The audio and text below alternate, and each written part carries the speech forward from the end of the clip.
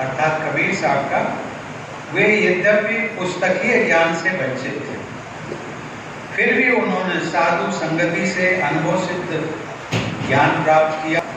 उस ज्ञान को उन्होंने स्वयं जांचा, परखा, आत्मसात किया और तब लोगों के सामने प्रकट। इसलिए आज लगभग 650 वर्ष गुजर जाने के बाद भी उनकी शिक्षाएं जनसाधारण से लेकर बुद्धिजीवी वर्ग में एक समान लोकप्रिय है।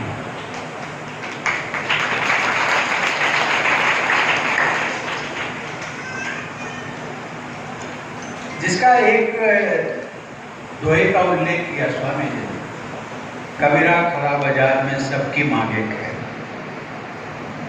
और ये जब मैं इसका उल्लेख जानबूझ के कर रहा हूँ इसलिए कि जब मैं सांसद था तो कभी किसी काम से एक गांधी जी की स्मृति जो राजघाट पर है उससे संबंधित एक काम के लिए मैं मंत्रालय में गया और उस मंत्रालय के उस समय के सचिव जो थे श्रीमान दुर्गा शंकर मिश्र, जो आजकल उत्तर प्रदेश सरकार में मुख्य सचिव के पद पर है, और उनके पीठ जो कुर्सी थी, कुर्सी के पीछे ये दोहा लिखा हुआ था, कबीरा खरा बाजार में सबकी मांगे खैर, ना काहू से दोस्ती ना काहू से बैर।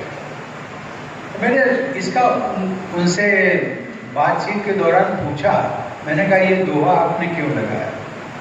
उन्होंने ये कहा कि मैं इसलिए लगाया कि मैं किसी को इस कुर्सी पर बैठ करके मैं किसी का फेवर नहीं करता हूँ, मैं किसी के पक्ष में ना किसी के प्रतिपक्ष में। जो मुझे अच्छा लगता है, जो मेरिट पर जो लगता है कि मेरी नीयत कहती है कि ये इसमें ईमानदारी से ये निर्णय लेना चाहिए, वही निर्णय मैं लेता हूँ। और इसलिए आने वाला समझ जाता है कि वे ये अधिकारी कैसा है। उनका उल्लेख मैंने इसलिए किया क्योंकि वो रिटायरमेंट होने के बाद में उनको ये उत्तर प्रदेश सरकार में यहाँ पर लाया गया मुख्य सचिव, चीफ सेक्रेटरी। इनका जो ब्यूरोक्रेट्स यहाँ बहुत सारे अधिकारी भी हैं, इनका जो उत्तर प्रदेश का सबसे बड़ा अधिकारी चीफ सेक्रेटरी होता है और वो आजकल लखनऊ में बैठते हैं, दुर्गा शंकर मिश्र। देवी और सज्जनों, ऐसी मान्यता भी है कि कबीर साहब ने बंगाल से लेकर पंजाब, राजस्थान और गुजरात तक की यात्रा। वे भारत से बाहर ईरान और बलख भी गए। संत कबीर जिस समय प्रकट हुए थे वो समय भारत में विदेशी आक्रांताओं के आक्रमणों, मारकाट और लूटपाट का था। ऐसी विषम परिस्थितियों में, वातावरण में श्रद्धा और विश्वास का, प्रेम और मैत्री का संदेश फैलाने के लिए कबीर साहब स्वयं लोगों के बीच में गए। संत कबीर लोगों के साथ सीधा संवाद करते थे। कभी कभी वे एकदम ठेठ शब्दों का प्रयोग करते थे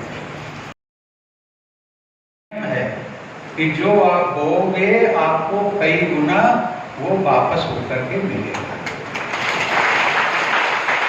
और हम सब लोग तो है कि ऐसे स्थान पे बैठे हैं जहाँ आसपास खेत ही खेत, किसानों की जमीनें हैं और सब जमीन जो बोते हैं उनको पता है कि एक दाना डालने पर जब फसल आती है तो कई गुना होकर के अच्छा दाना डालोगे तो अच्छी फसल आएगी।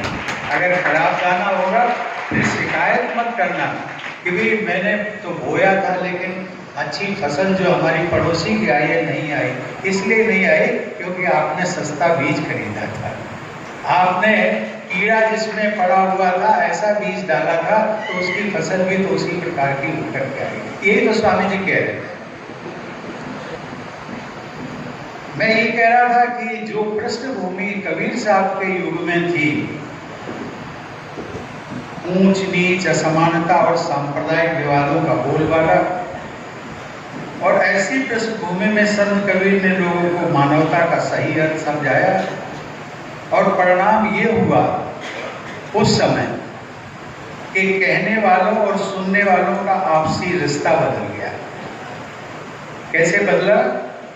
कि समाज में सामाजिक सौहार्द का पुनर्जागरण हुआ। हालात ऐसे बदले कि अब कबीर कहते थे और जो कबीर साहब को पहले लोग कहते थे, वो लोग अब कबीर साहब को सुनते थे और वो लोग केवल सुनते नहीं थे बल्कि उनके अनुयायी भी बन जाते थे। बहुत ही सरल लोक भाषा में सामान्य लोगों के जीवन से जुड़ी कबीर वाणी के माध्यम से वे जन जन के हृदय में अपनी छाप छोड़ने लगे।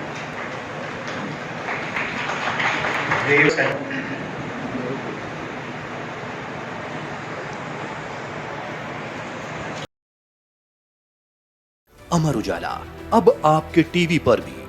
अपने स्मार्ट टीवी पर YouTube पर सर्च करें अमर उजाला, चैनल सब्सक्राइब करें और देखें ताजा खबरें, वो भी HD क्वालिटी में।